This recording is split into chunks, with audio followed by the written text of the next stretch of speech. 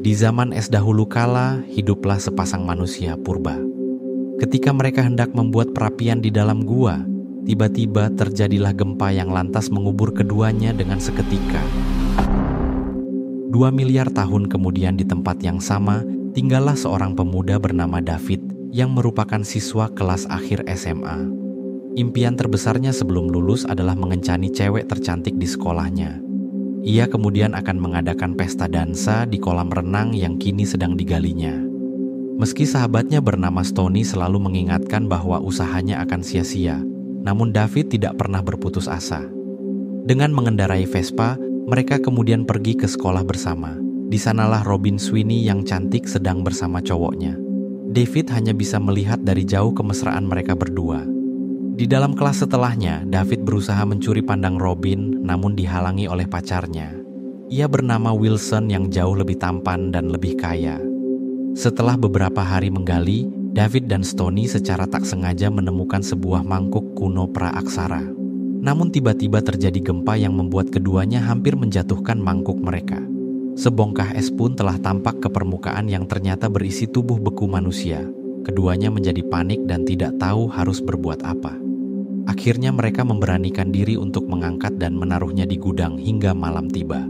Di dalamnya terlihat jelas kepala manusia purba berusia 2 miliar tahun lamanya. Keesokan harinya, David dengan semangat mengajak Robin untuk melihat apa yang telah ditemukannya. Namun Robin yang tidak percaya lantas menolak begitu saja. Ajakan David membuat Wilson marah, sehingga ia pun digantung di dinding aula. Wilson menegaskan bahwa sampai kapanpun Robin akan tetap jadi miliknya. Wilson lantas memencet alarm dan membiarkannya tergantung di sana. Para siswa pun tertawa melihat David di dinding tanpa daya. Sementara itu di dalam gudang, bongkahan es besar mulai retak dan berlelehan. David dan Stony telah menaruh kipas pemanas di seluruh ruangan.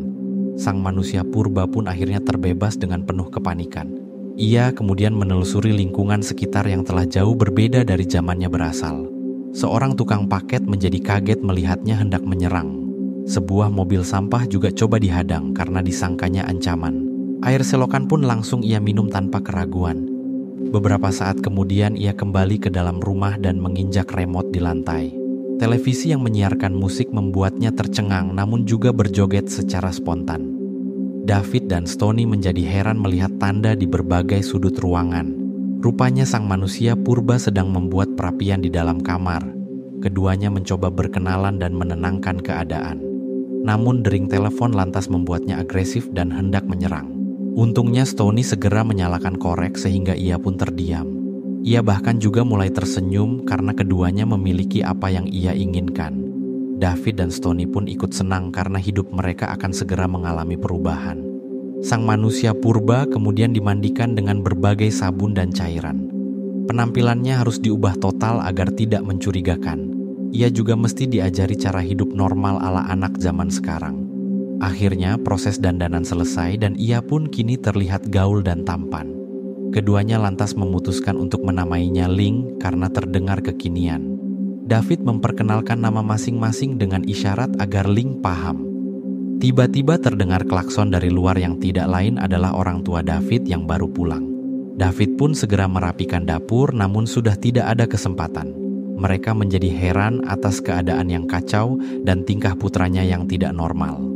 David beralasan bahwa ia sedang mempersiapkan makan malam sebagai kejutan.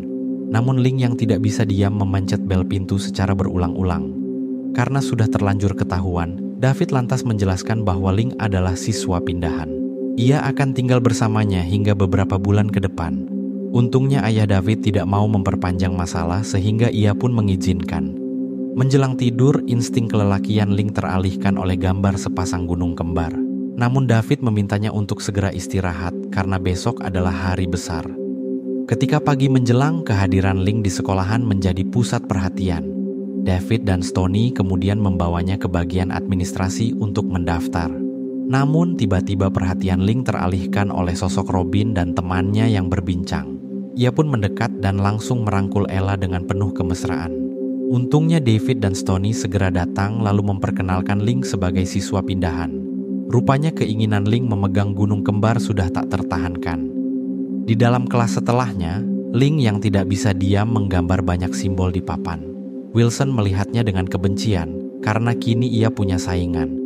David harus berpisah di jam kedua karena mengambil pelajaran berbeda.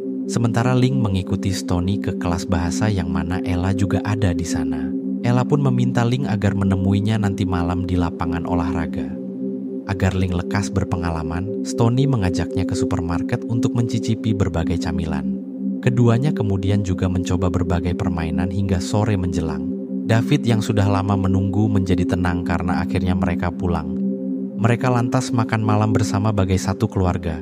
Orang tua David sudah menerima Link sebagaimana adanya tanpa tahu kebenaran asalnya. Kemiripan tingkahnya dengan Stoney yang nyentrik membuat mereka tidak curiga. Ketiganya kemudian berangkat ke lapangan olahraga yang mana Link langsung disambut oleh Ella.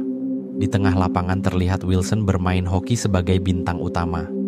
Dalam kesempatan berdua, David menunjukkan pada Robin sebuah foto masa kecil mereka.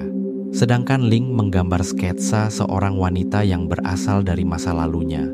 Ia adalah sosok sang istri yang kini telah tiada. Tiba-tiba Wilson memukul kaca, namun Link hanya melirik saja. Ia lebih tertarik bermain game daripada melakukan hal yang sia-sia. Tak berselang lama, David tiba-tiba ditarik oleh Wilson ke tengah arena karena telah mengajak Robin bicara. Hal tersebut membuat Link tergerak untuk menghentikan mereka. Wilson lantas mendekat dan memukul Link tanpa banyak bicara. Namun Link hanya diam dan tak tahu harus berbuat apa. David dan Stoney pun segera mengajaknya keluar dari sana. Sedangkan Robin menjadi sangat marah atas tindakan Wilson yang tidak dewasa. Sepulangnya, David dan Stoney mengajari Link cara bertarung lewat video kungfu Cina. Keesokan harinya di sekolah, Link menjadi makin terkenal karena bisa bertahan dari pukulan Wilson tanpa luka. Kemampuannya dalam kesenian bahkan juga disukai oleh banyak siswa. Sang guru kemudian mengajak mereka ke Museum Sejarah Evolusi Manusia. Ingatan Link lantas terpaku oleh masa silam sehingga ia pun terpisah dari gerombolan siswa. Berbagai kerangka makhluk purba membuatnya panik seakan nyawanya dalam bahaya. David dan Stoney yang tersadar lantas mencari Link segera. Rupanya ia sedang membuat perapian dengan berlinang air mata. Keduanya lantas menjadi paham bahwa Link sangat merindukan keluarganya. Di hari berikutnya, latihan mengemudi ditugaskan kepada Robin dan Link di mobil yang sama.